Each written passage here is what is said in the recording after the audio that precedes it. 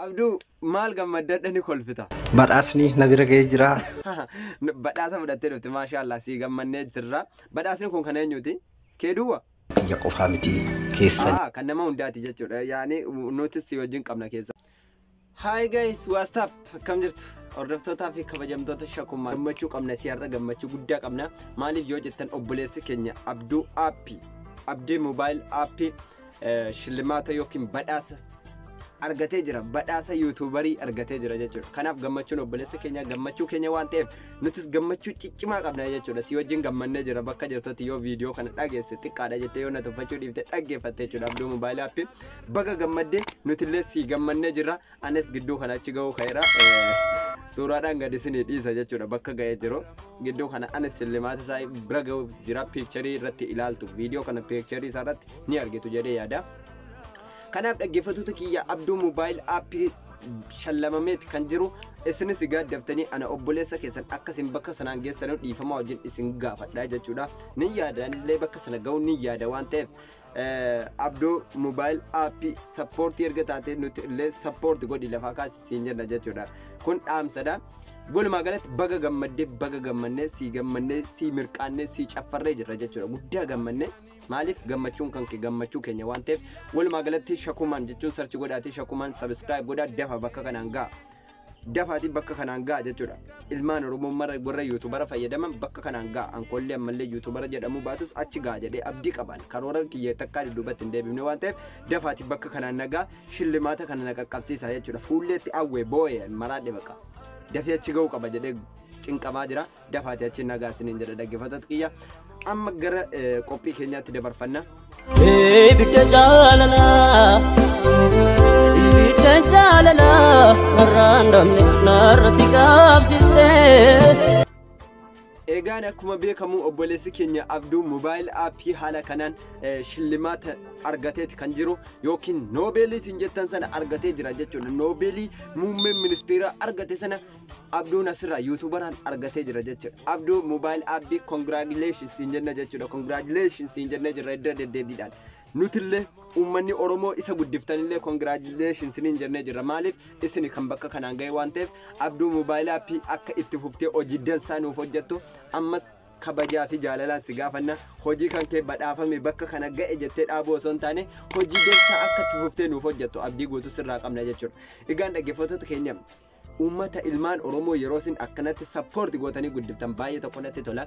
Akka waliigalaatti Jiji Kiyyaa badhaafamee ture. Jiji Kiyyaa erga badhaafamtee bakka kana geesse Abduu Mobile Aappii kataf jedhee ittiin as nuu ba'ee jira jechuudha. Baay'ee tokko gammannee jira Abduu Mobile Aappii irraa. Akkasuma ijoollee hedduu tafan obsaa maddiin tafe ijoollee hedduu tafe jechuudha. Ijoollee YouTuberaan beekaman ijoollee hedduutu afanii jiran. Kanaaf ijoollee kana dafa bakka kanaan nu ga'a. Bakka Abduu geessan kanaan dafa nu ga'a. Obsaalii tafe ijoollee YouTubera fayyadaman ijoollee hedduu tammallee bakka kana ga'uudhaaf abdii guddaa qabanii Reedii Adam tafe Aslii Booy tafe kanaaf iyyuu ijoollee YouTubera irra jiran Saliimumar ijoollee hedduutu jirani jechuudha. Dafaati ijoollota YouTuberaan cinqamuu jiran kana dafaati bakka isa geessan kana nu ga'a isiniin jechuudha. Kanaan ga'uunis maali yoo jettan akkamitti ittiin geenya warreen jettanii gaafii gaafatanii jira. YouTuberii jira jala seenaati viidiyoo dhaggeeffadha laayikii tuqaa akkasuma bakka waan hedduudhaan gargaarsa gootanii jechuudha. Subscribe gochuudhaan dafaa guddisaa bakka obsaa bakka Abduu geessan kanaan akka nu geessan abdii qabna. Egaan akkuma beekamu Abduu har'a eessa teessee viidiyoo waraabaa jirta? Istuudiyooleen seenne har'a saaloonaa keessa isinii waraabutti jira. Duraan istuudiyoo keessa taa'e. Saalaa taa'ee waraabaa jira jechuudha. Abduun akkuma argaa jirtan saalaa taa'ee gammachuudhaan kan ka'e saalaa taa'eeti kan viidiyoo kana isiniif dabarsaa jiru jechuudha. Viidiyoo kana ariitiidhaan gammachuun miira isaa keessatti dhagaameen saalaa taa'eeti isiniif dabarsaa jira. Kanaaf Shakumaanis gidduu kana dafaa ittiin ga'a bakka kana. Keessaafuu baay'ee tokko nama gammachiisa jechuudha. Baay'ee tokko nama gammachiisa yeroo akkasitti ilmi Oromoo tokko badhaasa akkasii qaqqabatu baay'ee tokko nama gammachiisa. Maaliif Oromoon nama guddisuu hin beeku, Oromoon wal guddisuu hin beeku, Oromoon wal gargaaruu hin beeku otoma jedhamu Oromoon gargaaruudhaan gargaarsa guddaa gochuudhaafin gargaarsi isin gootanuuf waan biraa miti. Viidiyoo isaa dhaggeeffachuu mallattoo laayikii sana cuqaasuu fi akkasuma subscribe gochuudhaan fiddanii mucaa kana support gootanii bakka kanaan nu geessanii jirtan galatooma isinillee isinin jedha. Anallee akkasin anallee gidduu kana shillimaata tokko ni qaba.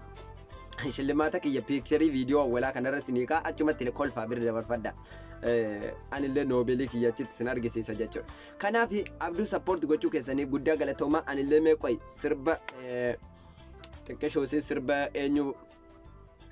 eenyuutiin xiqqoosii bu'aaraa fi sirba Alii Birraa yoomuma walaa garra laata kan jedhu kana mee bannee fi xiqqoosii sirbinaaf.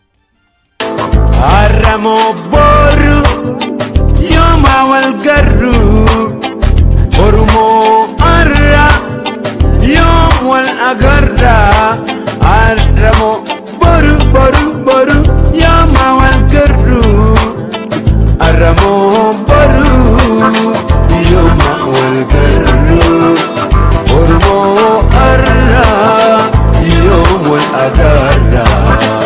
Egaan dhaggeeffattoota kiyya warreen kun immoo natti naadina sirbi kun gammachuu abduudhaaf gammachuu qabu ibsuudhaani sirba Alii Birraatiin xiqqishuusi bu'aaree fi jira. Anillee sirbi akka waan ofii badhaafameetti natti dhagaame jechuudha. Maaliif ilma Oromooti gammachuun isaa gammachuu keenya waan ta'eef guddaa tokko irraa gammadeen jira baga badhaafamte. Egaa shakumaan isaa haaluma kana sappoortii yoo gootanii guddiftan baay'ee tokko natti tola jechuudha. Shakumaan qofaa miti gaa. Ijoolleen an shakumaan illee kaleessa banate yookiin har'a waan beekameeyyuu miti yuutuubiin isaa garuu ijoollee gurguddoo hedduu kan taa'anii halkanii guyyaa hojii godhatanii cinqamaa jirantu jira. OTS Elsaayee jira. Ijoollee hedduudha warreen afan. OTS Elsaayenis akkasuma nama taabbii guddaa keessa jirudha. Ijoollee yuutubaraa keessa biyya Itoophiyaa biyyattii rakkattuu keessa taa'ee mucaa cinqamaa jiru jechuudha. Bakka guddaa kana nan ga'a jedhee nama yaadee cinqamaa jiru natti fakkaata. Kanaaf iyyuu ijoollee Oromoo yuutubara hojjanna jedhanii gurguddatanii jiran dafaati sappoortii godhaatii addunyaatti beeksisaa ijoollee kana siniin jechuu barbaada.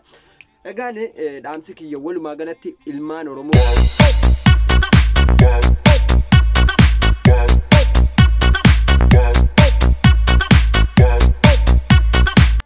ilmaan Oromoo bakka jirtanitti